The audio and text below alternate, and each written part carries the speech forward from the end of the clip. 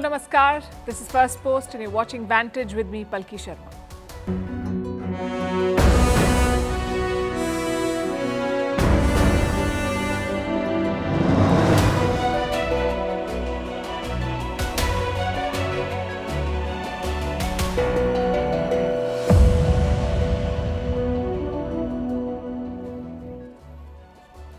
Counting down to the G20 summit, Prime Minister Modi has just left for Indonesia. He's attending the ASEAN, India and East Asia summits, and this will be one of his shortest foreign visits. He'll spend barely 9 hours in Jakarta and hopes to be back in time to welcome US President Joe Biden in New Delhi.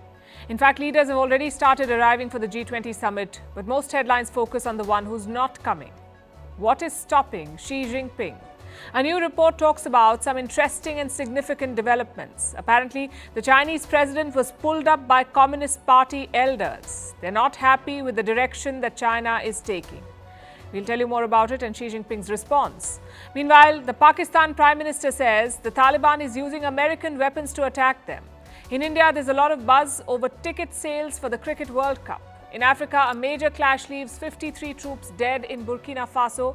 Is Dubai on course to becoming the next Las Vegas? How did a weight loss drug maker become Europe's most valuable company, bigger than luxury giant LVMH? And a new study on why more and more people under the age of 50 are dying of cancer. All this and more coming up. The headlines first. The United States warns North Korea. Washington says Pyongyang will pay a price if it supplies arms to Russia. Reports say Kim Jong-un will travel to meet Vladimir Putin later this month. Sanctions hit Russia wants to secure more military supplies amid Ukraine's counter-offensive. The United Kingdom will ban the Wagner Group. The Russian mercenary outfit will be declared a terrorist organization. The move will put it on par with groups like the Islamic State and Al-Qaeda. The UK had already sanctioned Wagner founder Yevgeny Prigozhin, who died in a plane crash last month. Britain's second largest city, Birmingham, declares itself bankrupt. The city council stops all non-essential spending. The crisis comes after it was hit with equal pay claims amounting to over $950 million. Since 2020, Birmingham is the 7th council to declare financial distress. Gunfight erupts between Pakistan and Afghanistan at the Torkham border. It has shut down their busiest trade crossing. In February, there was a gun battle at the same crossing. Ties between the two countries have been frosty ever since the Taliban returned to power. Manchester United shares plunged, their biggest ever one-day fall. The club shares fell by around $700 million in New York. It comes amid reports that the team's owners are going to take it off the market. No potential buyer has matched the club's asking price of more than $10 billion. And the Rolling Stones are roaring back to life. In October, they will release a new album after almost 20 years. Hackney Diamonds will be their first record since 2005. It will also be the first without their drummer, Charlie Watts, who died in 2021.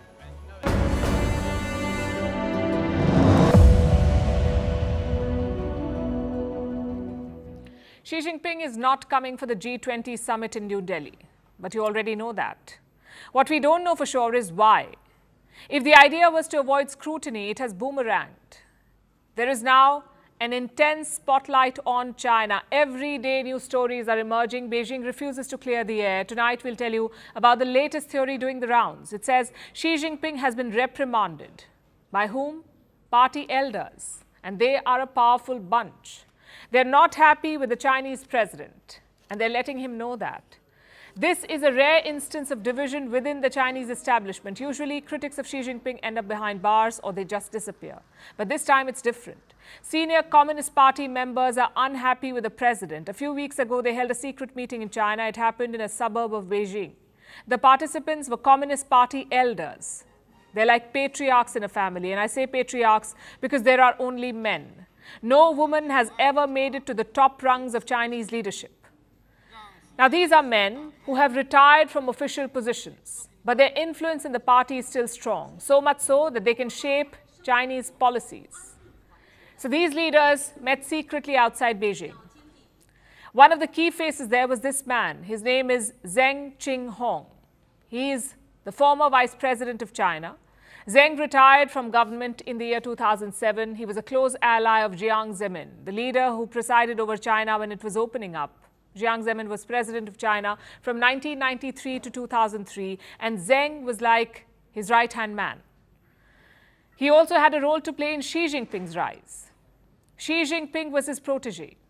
Zheng ensured Xi's promotion to the Politburo. This is China's top decision-making body, the Politburo. And Xi Jinping was elected to it in 2007, and the move was a stepping stone towards his presidency.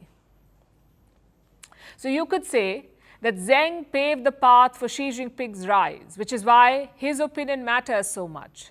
Zheng met with other party leaders outside Beijing. They all had some concerns. The Communist Party elders think that there is political, economic and social turmoil in China, and if effective countermeasures are not taken, the party will lose public support.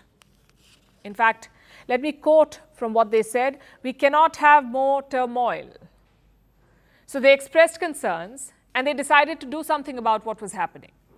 Their next meeting was in Beidehi. This is a seaside resort town, a very important place in China. Every year, the biggest leaders of the Communist Party meet here. It's an old tradition. This is an informal gathering. The meetings are kept private. China does not announce them. Neither does it share the outcomes of this summit. This meeting is done basically to facilitate a free exchange of ideas, but sometimes these conversations get leaked, like in this case. Some inside information has been leaked. Apparently, the party elders met Xi Jinping in private and they shared a list of complaints, the list that they had compiled before coming to Beidehi. Now, they're unhappy about three main things. The recent purge in the Chinese military: 2 top generals who were in charge of China's rocket force went missing. This is said to have led to commotion within the PLA. Then China's foreign minister went missing. Beijing did not explain his disappearance. They just sacked him and appointed someone else. The elders wanted to know why. They think this episode has left China's foreign ministry unsettled. And their biggest concern is the economy. It's a complete mess. Investments are falling, growth is slowing down, and the debt bubble is bursting. The president was pulled up for all these things. What do you think was his response? He was not happy, of course. And he is said to have confided in his team. Turns out Xi Jinping blamed his predecessors for the problems. He blamed 3 men: Deng Xiaoping, Jiang Zemin, and Hu Jintao.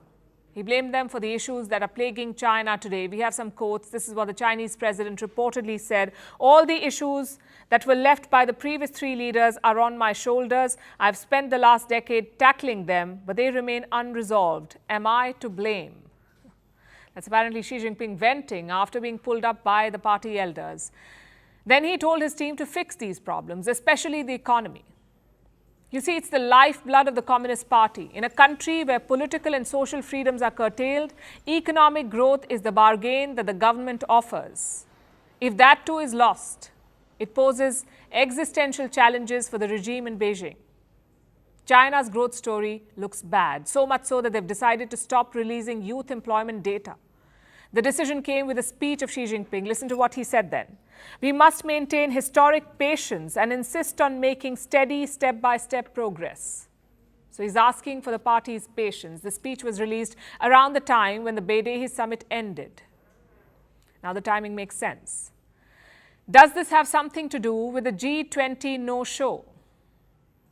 He lost face in Beidehi. He did not want a repeat in New Delhi, perhaps. Reports say Xi Jinping's aides were concerned about this. They feared that China's economic challenges would be highlighted at the G20, so they decided it's better for the president to miss the event. They're sending Premier Li Qiang in his place, and he's been given a task. The premier looks after China's economy. So now it's his job to address questions about China's growth at the G20. It's a tough assignment. And it says a lot about the Chinese leadership. When the going gets tough, the leader goes missing.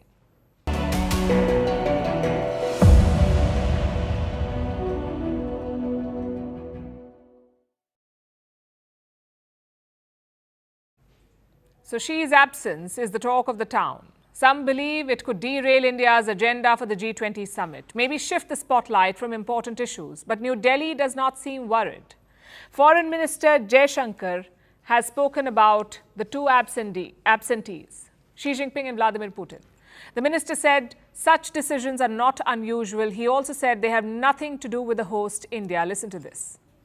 I think at different points of time in G20, there have been some presidents or prime ministers who, for whatever reason, have chosen not to come themselves.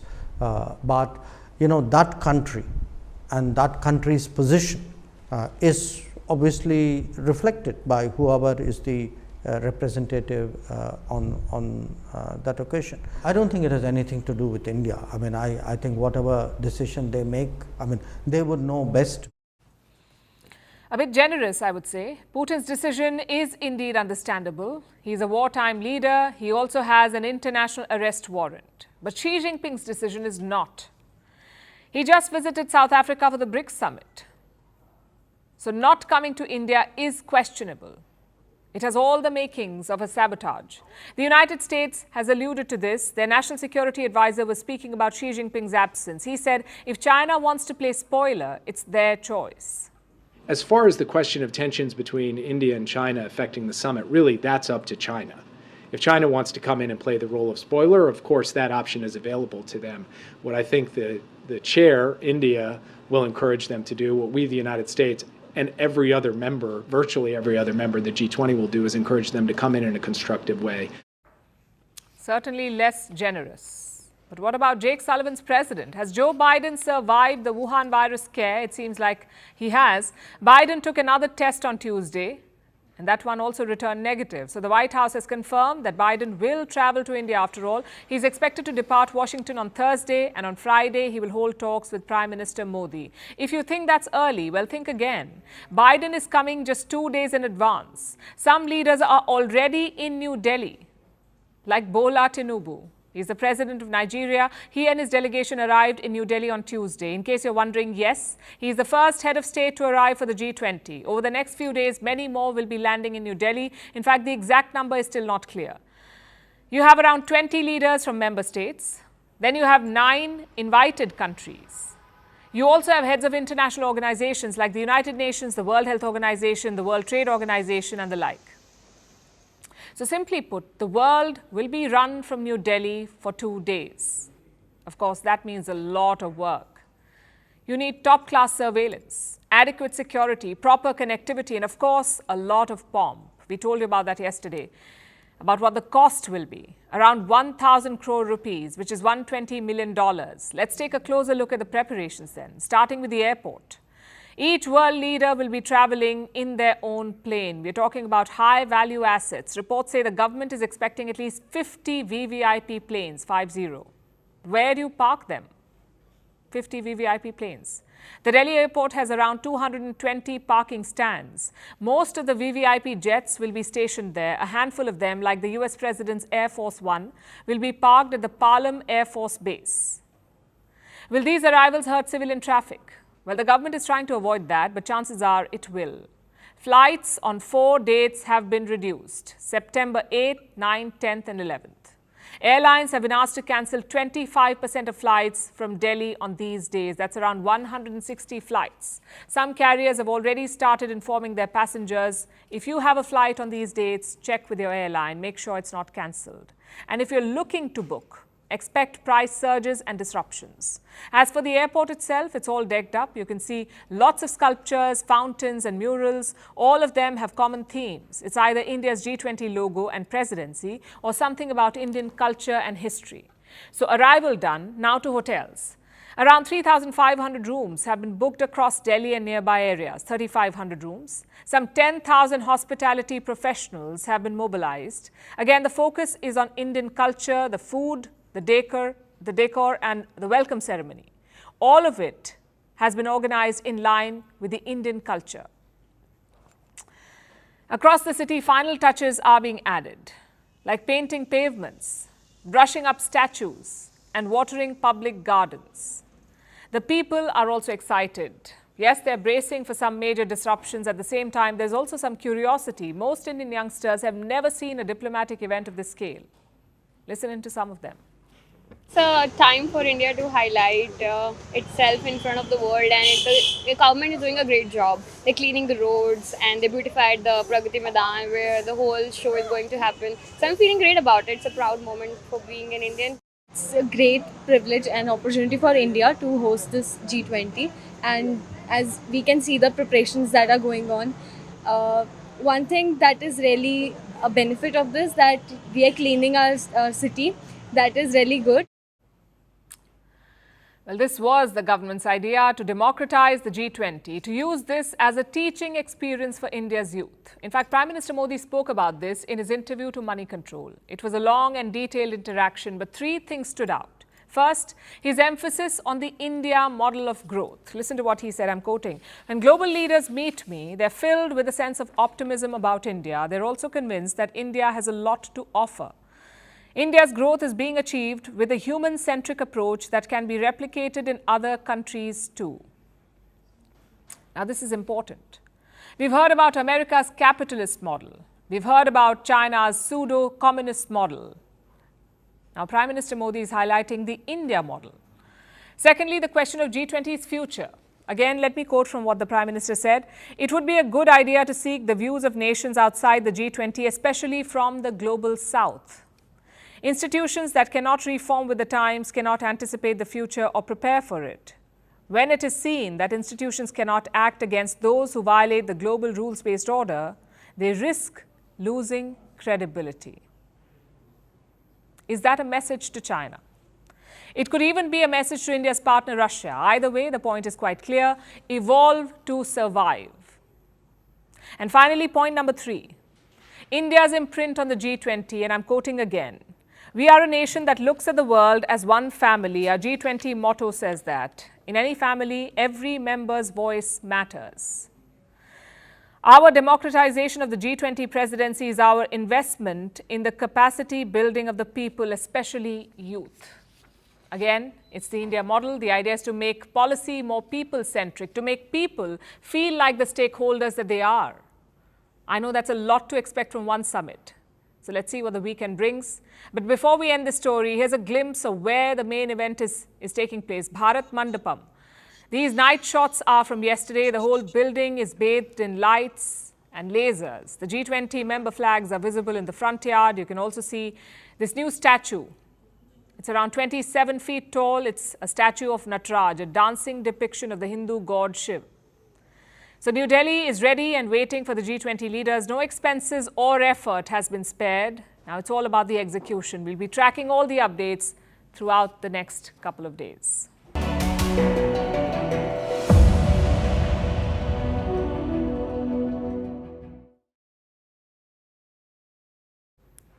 Now let's talk about Pakistan, a country caught in a perpetual game of twister. Their problems are never ending, it seems. There's a caretaker government in place before the election takes place, possibly next year. And this caretaker government faces a new security nightmare. Terrorists with American guns. That's what the Pakistan government faces. The Prime Minister of Pakistan says there is a quote-unquote emerging challenge. And which group is he talking about? The Pakistani Taliban, better known as the Tehreek-e-Taliban Pakistan or TTP.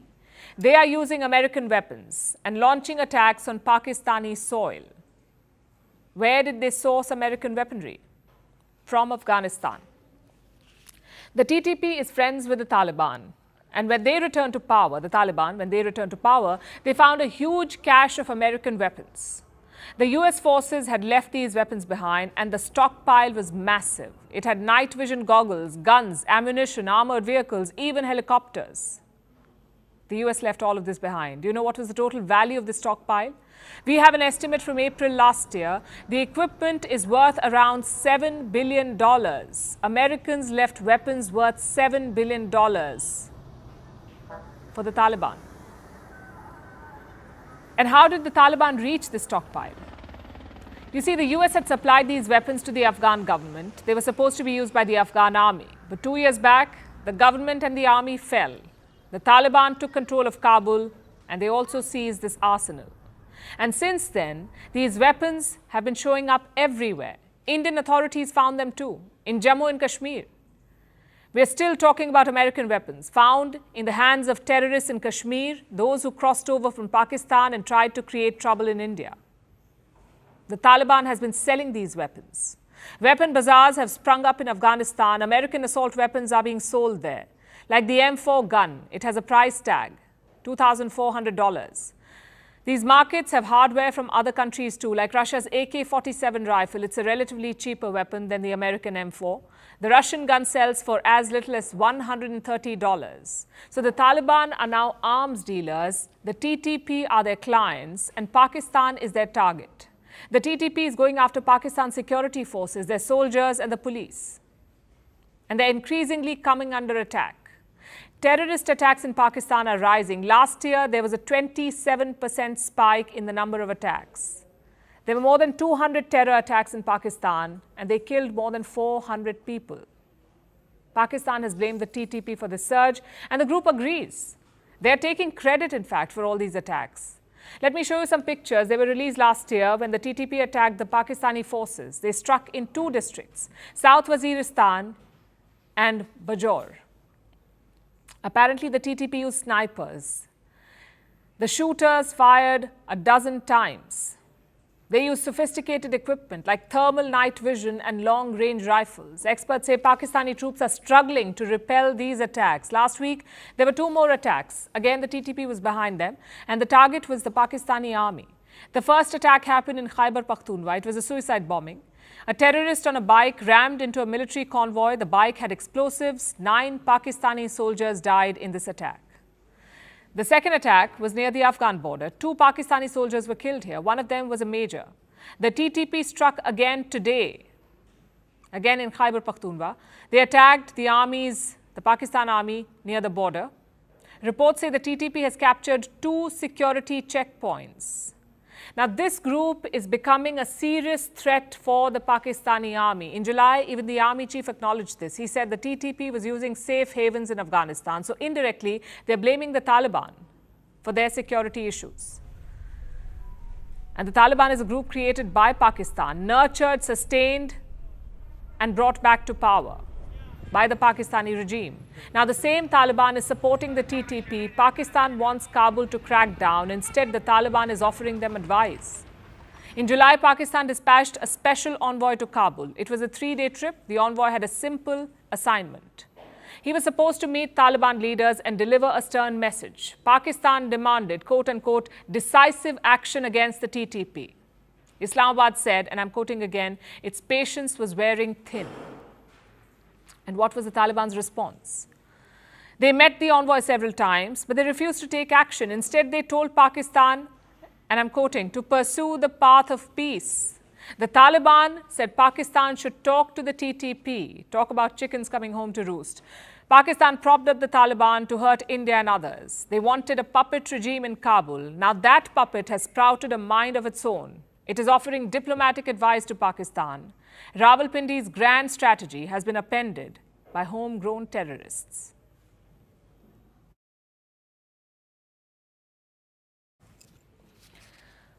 Now, we've spoken about the G20 summit, but India will be hosting another multinational event soon.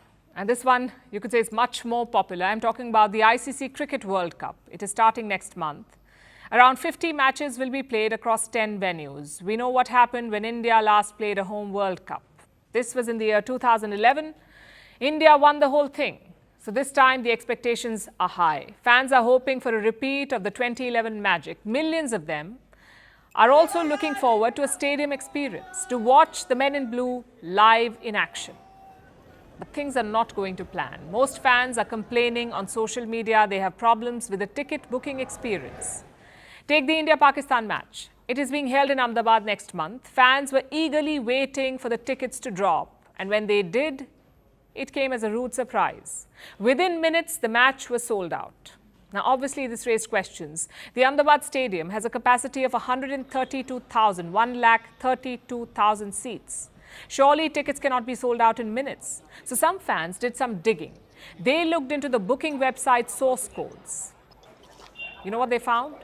Only 8,300 tickets were put on sale. Now, I must remind you, this has not been confirmed by the cricket board or the booking partner. This is all tech bro research. So take it with a pinch of salt. And what is the Gujarat Cricket Board saying? According to them, only 10 to 15% of the seats are reserved. These are seats given to the BCCI and the ICC. They're not available for sale. The rest are sold on booking platforms and the ICC website. So we did the math, and that should be more than 100,000 tickets. We're talking about an India-Pakistan match here. I bet millions of people would do anything to watch that match live. So 100,000 is not a stretch. Just a short while back, the BCCI made an announcement. They've decided to release 400,000 tickets. That's 400,000 across dozens of matches, 4 lakh tickets. Were these tickets withheld by the BCCI? Or are they being released from their quota? At this point, we don't know. So let's not dwell on that. Instead, let's focus on a real issue, the black market sales. There's a website called Viagogo. It deals in resale of tickets. Fans went to this website earlier this week, and guess what? Multiple tickets were available for the India-Pakistan match, but look at the price tag, 57 lakh rupees for one ticket, 57 lakh. A few of them were selling for 18 and 22 lakh rupees. Now, to give you some context, 57 lakh rupees is 69,000 US dollars. It is 13 times the average annual income in India. But that's not even the most jarring part. The actual price of these tickets is just 2,000 rupees. If you buy them on the ICC website, it costs that much, 2,000 rupees. But in the resale market, it can go up to 57 lakh rupees. Now, a quick disclaimer, we went on the same website. The prices were not that high today. One ticket was selling for around 47,000 rupees. So the price keeps changing based on the sellers and what the sellers are asking. Having said that, 47,000 is still quite high. And I'll explain why this is a problem. Viagogo is a resale market. Fans who already have tickets are selling them on this platform. This is illegal. If you buy a ticket, you're supposed to attend the match. If you can't attend, give it to your friend. What you cannot do is this, sell it to desperate fans at 13 times the price. The ICC has repeatedly warned against this. You can resell tickets only via the official ticketing website, not through Viagogo, not through any other private player, yet it keeps happening. When these people scoop up tickets to resell them, the real fans lose out. Same with the hotel prices, the flight prices. Some hotels are charging up to 1 lakh rupees per night for one room, 1 lakh rupees. Imagine that. You got tickets for 2,000 rupees, but your hotel room could cost up to 1 lakh rupees. It's simply not fair. But how do we address these problems? And it's important that we do, because Indian cricket was built by Indian fans. They are the biggest stakeholders, and right now they have questions. They feel that the board is cheating them. In fact, some former players have also hinted at this, like Venkatesh Prasad. He asked the board to not take the fans for granted. He was a bowler. Now he's batting for transparency. And I guess that's the best solution. Come clean on the ticket sales. Tell us how many tickets were sold for each match. That should restore the trust of fans. As for the resale market, it's not a new problem really. Every major sporting event faces this issue, even the Football World Cup. So the solution will be a long-term one.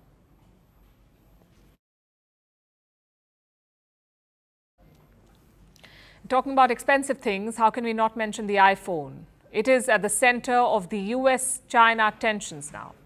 Reports say China has banned government officials from using iPhones for work. In fact, they won't even be allowed to bring an iPhone to office. China is yet to respond to this report.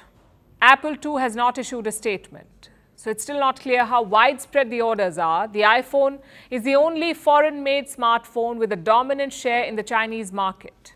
But the brewing tensions between Washington and Beijing could threaten that. Tech is at the center of the US-China tensions, and it looks like Apple could be their latest victim. Our next report tells you more. October 30th, 2009. It was a big day for both Apple and China. 2 years after launching in the US, the iPhone had finally hit the Chinese markets. But for Chinese people, it was nothing new. They weren't waiting for the official launch. Instead, they were tapping friends and relatives traveling abroad to bring back the iPhone. Such was the demand for the smartphone. 14 years later, Apple still dominates the high-end smartphone market in China. There's no dent to its charm. But even that charm couldn't keep it out of a geopolitical tussle. Apple finds itself in the middle of the US-China tech war. Reports suggest that China has banned government officials from using iPhones. They can't even bring them to work. It's still not clear what the exact orders are, or how many officials it affects. Beijing hasn't commented on this, and Apple too is yet to issue a statement. But if true, the ban could have a chilling effect, both on Apple and the foreign smartphone market in China. Apple counts China as one of its biggest markets. It relies on it for over 19% of its revenue. Plus, China is a major production site for the company. A vast majority of iPhones are assembled in China. The ban on Apple mirrors similar US bans on Huawei and TikTok. China has long tried to reduce dependence on foreign technology. This is to bolster cybersecurity and limit the flow of information outside its borders. But the matter of fact is, Apple's biggest selling point is privacy. And in the past, it has complied with China's rules. It has removed apps from the Play Store and built data centers in the country. But even these moves were not enough for China, or its concerns about national security. Plus, there's the tit-for-tat battle with the United States. Washington has already imposed strict controls, especially on the export of cutting-edge chips to China. Beijing, too, has hit back. It restricted shipments from firms like Boeing. Also, this won't be the first time China cracks down on high-profile foreign technology. Back in 2021, some officials were reportedly banned from driving Tesla cars.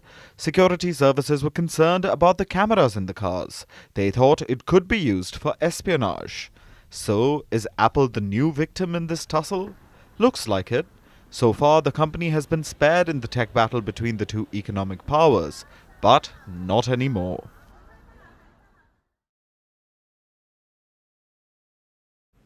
And now let's turn our focus to Africa. Burkina Faso in West Africa has erupted in clashes. This is a fight between the armed forces and militants. At least 53 troops have died. 17 were soldiers, 36 were volunteer fighters. They died in the northern part of the country, near the border with Mali. The army of Burkina Faso says it is conducting an operation there. It began on Monday, that operation. That's when the clashes also began. And now 53 troops are dead. It's not clear how many militants have died. This latest bloodbath is part of a bid to reconquer territory. You see, the northern part of Burkina Faso is not in the government's control. It has seen years of Islamic militancy. It is part of the so-called three borders, an area between Burkina Faso, Mali and Niger, hence three borders. For about 7 years, this entire area has been under attack. Terrorists have taken a hold of the region. These are groups affiliated with the Al-Qaeda and the Islamic State.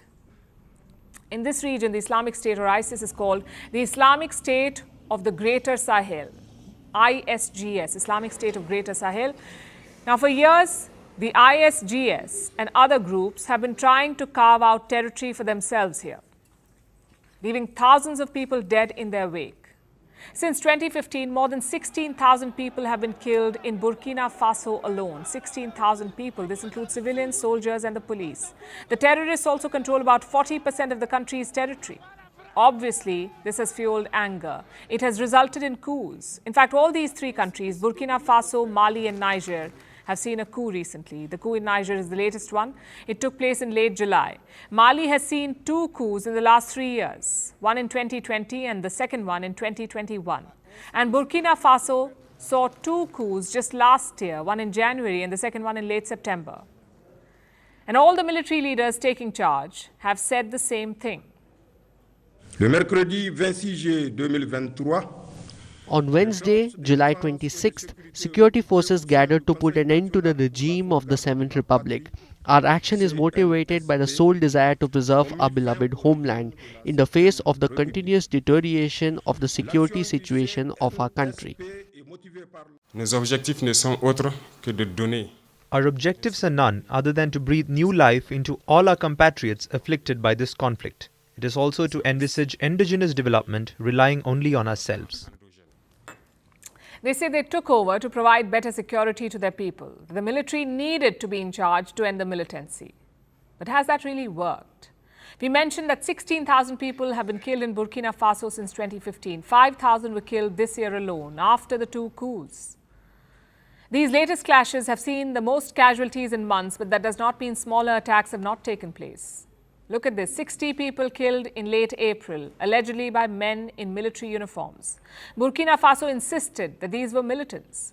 Also in April, over 40 people died in a terror attack. 44 were killed earlier that month in another attack. March saw at least two major attacks, 14 people killed in one, at least 12 in the other. And in late February, an attack saw 51 soldiers from Burkina Faso killed. Now, this does not necessarily mean that Burkina Faso's new junta is incompetent. They have taken a hard line on insurgency. They're attacking areas under enemy control, and that's one of the reasons why there's been an uptick in casualties. But another reason is the instability brought by the coups. In Burkina Faso and Mali, studies show that militancy got a boost recently. The junta rule is directly to blame for this. Think about it. The days of uncertainty after a coup takes place. Tensions with neighboring countries following a coup, international sanctions, border closures, the threat of intervention. All these things are a boon for terror groups. The chaos allows them to expand their influence, and this has led to their proliferation in the Sahel region. When the military junta took over Mali, Burkina Faso and Niger, they promised to end militancy, to improve the security situation. So far, the opposite has happened. You can choose to see this as turbulence, the chaos that's part of a transition period. But the promise was an end to the violence, and so far, the juntas have failed to deliver.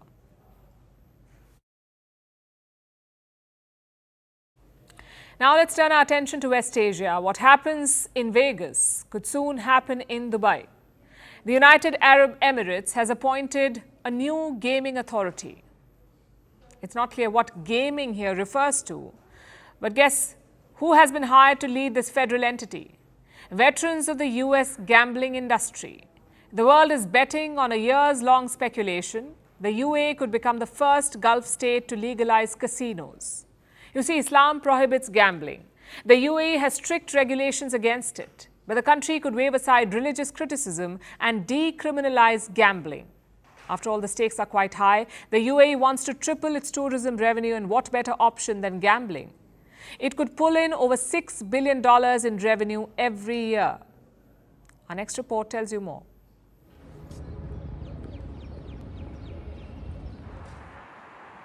This is Dubai, a city in the United Arab Emirates, home to the Burj Khalifa and numerous other skyscrapers. Its highways are full of gas-guzzling sports cars, and the harbours are flooded with super yachts.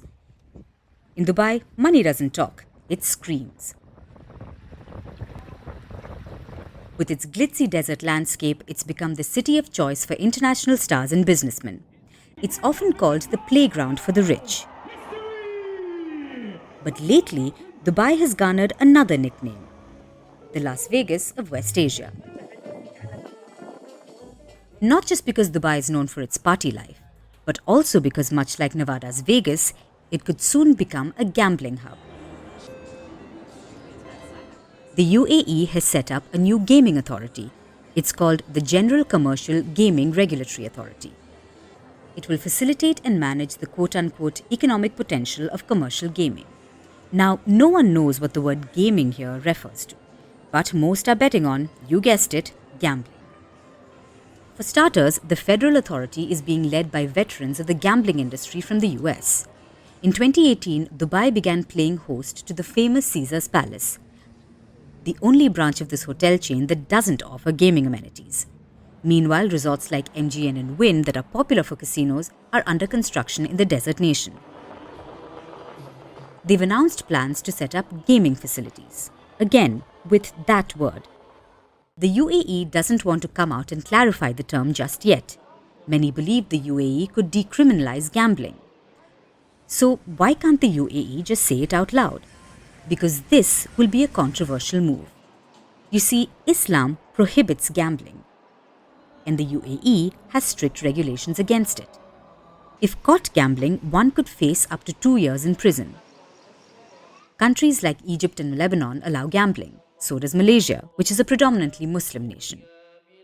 But if the UAE allows it, it will become the first Gulf state to legalize casinos. This is bound to ruffle some feathers, but experts say the UAE is keen to take its chances and wave aside religious criticism. Why? Because the stakes are high. The UAE plans to triple its tourism revenue.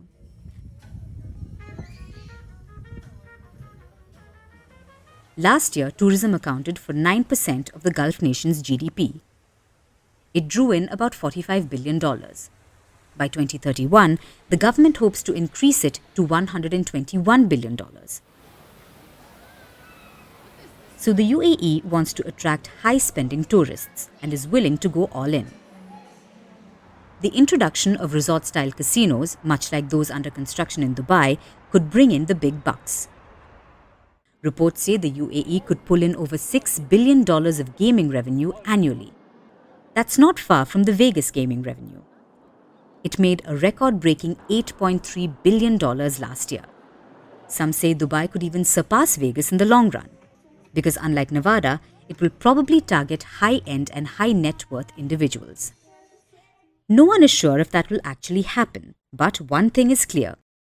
The UAE has big money-making ambitions, so chances are it will transform Dubai into the next sin city, even if some view it as a literal sin.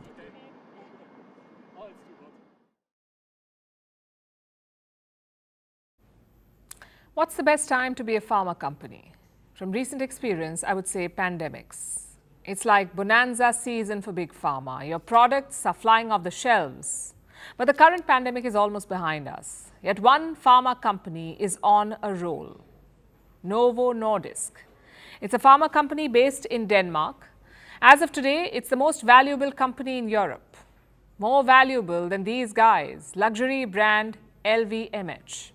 Novo Nordisk has a market capitalization of $428 billion and LVMH around $416 billion. And this is big news in the world of finance. LVMH owns some of the biggest luxury brands in the world, like Louis Vuitton, Bulgari, Dior, and Fendi. Their margins are superhuman. So how did a pharma company, a Danish pharma company, beat out LVMH? Thanks to two weight loss drugs, Wegovy and Ozempic. Now, Wegovy was meant to treat obesity. Ozempic is a drug for type 2 diabetes. But both of them share the same active ingredient. As a result, they can reduce weight. Some quick FAQs now. How effective are these medicines? How many countries use them? And what next for the company making them, Novo Nordisk? First, let's talk about the efficiency. Results from clinical trials are positive. They show Wegovy can reduce up to 15% of your body weight. And how long would that take? Around 16 months, give or take. Another trial showed it can be beneficial to the heart. Apparently, Wegovy reduced the risk of heart-related deaths by 20%. Question number 2, how many countries use them? Just a handful right now, like the United States, Denmark, Norway, and Germany. Last week, the company got another boost. Britain announced a controlled launch of Wegovy. What does that mean? It means the drug will now be available as an option to reduce weight. But there's a condition. You must have at least one weight-related condition, say hypertension or heart disease. Finally, question number 3. What next for Novo Nordisk? I'm afraid sky is not the limit, at least not yet. There is no denying that the market for weight loss is huge. The World Health Organization has some numbers. They claim more than 1 billion people are obese. That's 1 billion potential customers. But can all of them afford this drug? Well, certainly not. Wegovy costs around $1,000 per month. That's more than 80,000 Indian rupees. How many Indians do you think can spend 80,000 a month on weight loss? A tiny fraction. Which is why Novo Nordisk is targeting the West. The company is investing billions of dollars to expand capacity. Their projections are eye-watering. Profits are already 30% higher than last year. By the end of 2023, it could be 37% higher. The shares are also trending up. They're 40% higher than in January 2023. This is massive growth for any company. The question is, can they sustain it? Some financial analysts do not think so. like the UBS Group in Switzerland, their advice is to sell Novo Nordisk shares. It sounds bizarre, doesn't it? The company is expecting profits to keep rising, but analysts say dump them. The reason is a bit complicated. You see, weight loss is a luxury industry right now. Patients are paying from their pockets. And why is that? Because these drugs are not insured. You cannot pay through your insurance money. If that changes, then sky is indeed the limit. Let me explain how. Insurance companies make up a big chunk of drug purchases. Look at the US, for example. 82% of drug spending was from some kind of insurance, either private or state-funded. Only 14% was out of the pocket. What does that tell you? If a drug is covered under insurance, more people will take it, more people can take it. If it's not insured, it will remain a luxury, which is why Britain's recent decision is important. The National Health Service, or the NHS, has started buying Wegovy, and the NHS is funded by the public. If this gets replicated throughout the West, it could be like a revolution. We could be looking at a revolution, a weight loss revolution.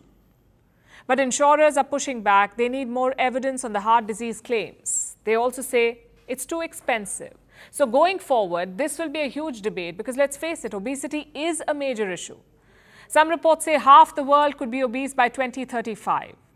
And with obesity come diseases. So it's important to confront this issue. It's important to address and treat obesity. But how you do that is also important.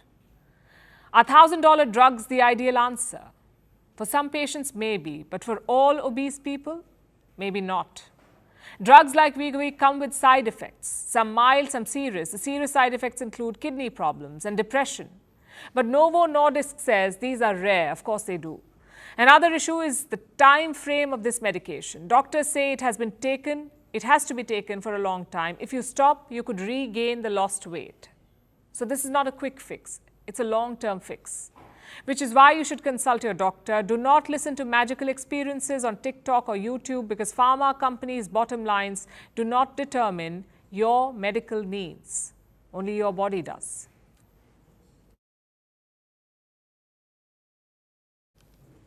For our next story, let's stay on health. Growing old has many upsides, but it also comes with a number of health concerns. A big downside is high risk of developing cancer.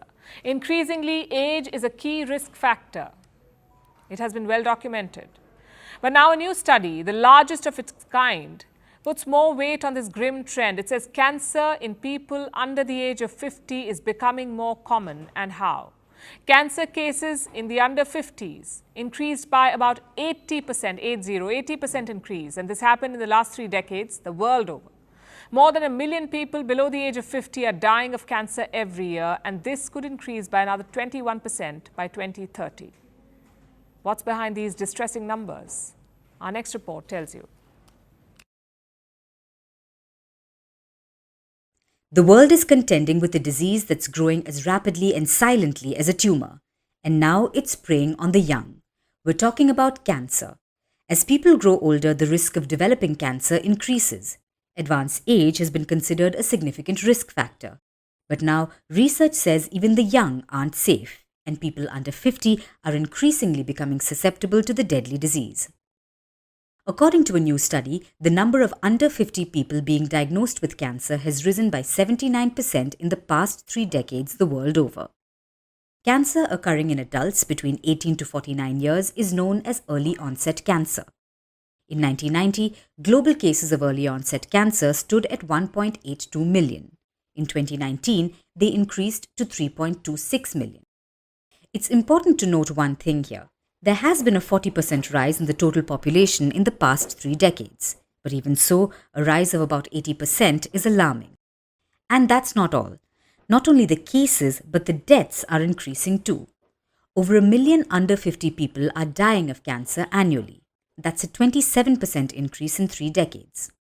Where were the highest death tolls seen? They were linked to breast, windpipe, lung, stomach, and bowel cancers.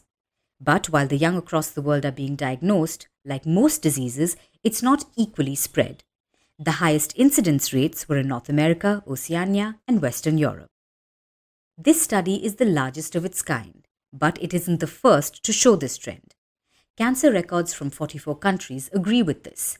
They found early onset cancer rising rapidly for 14 types of cancers. Windpipe and prostate cancers rose the fastest by about 2% for each. Breast cancer is the most common type among the under 50. There were 13.7 cases per 100,000 people in 2019, with an increase seen in many middle to high income nations. The question is, what's behind this substantial rise in cases? Experts are still in the early stages of understanding the reasons. They say, much like in cancer cases in older people, genetic factors play a part here. But apart from that, they point to one factor: lifestyle choices. It's a broad issue. It includes poor diets, alcohol and tobacco use, and physical inactivity. Experts predict that ultra-processed foods are likely to blame as well. High blood sugar and excess weight also raises the risk of cancer. In fact, studies say that obesity increases the risk of 13 types of cancer. While this news is distressing, cancer still largely remains a disease of the old. Cancer in people under 50 may be increasing, but it's still fairly uncommon. 9 in 10 of all cancers affect people over 50. So, while there's no reason to panic, both the young and the old can take steps to reduce the risk of cancer, like reducing smoking, maintaining a balanced diet, getting enough exercise, and protecting yourself while out in the sun. Studies are still unraveling the full scope of the problem, but they do say that no one is completely safe. And now it's time for Vantage Shorts, images that tell the story. Have you ever abruptly walked out of a party or an event? If you have, then you and the President of the United States have something in common. Joe Biden has now sparked a controversy after he abruptly walked out of the Medal Honor ceremony. The Medal of Honor ceremony, in fact. No one knows why he did so, but the internet is calling it disrespectful. In Argentina, students use recycled lids to make a massive, messy mural. And Freddie Mercury's piano is up for auction for around $4 million. This was the piano on which he composed the 1975 hit song Bohemian Rhapsody. And finally, we're taking you back in history. On this day in 1975, 18-year-old Martina Navratilova sought political asylum in the US. The rising tennis star was defecting from communist Czechoslovakia. She became a US citizen in 1981 and went on to become one of the biggest tennis stars in history. We'll leave you on that note. Thank you for watching. We'll see you tomorrow.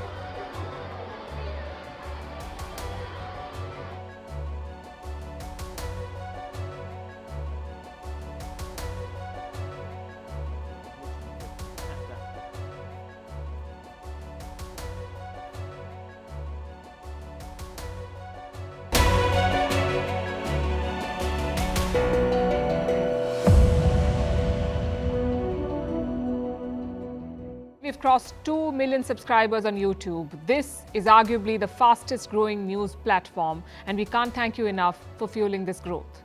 All those of you who join us every day to watch this show and more, thank you. We launched Vantage 7 months ago, and these have been some very rewarding 7 months for us. So from the entire team here, heartfelt gratitude.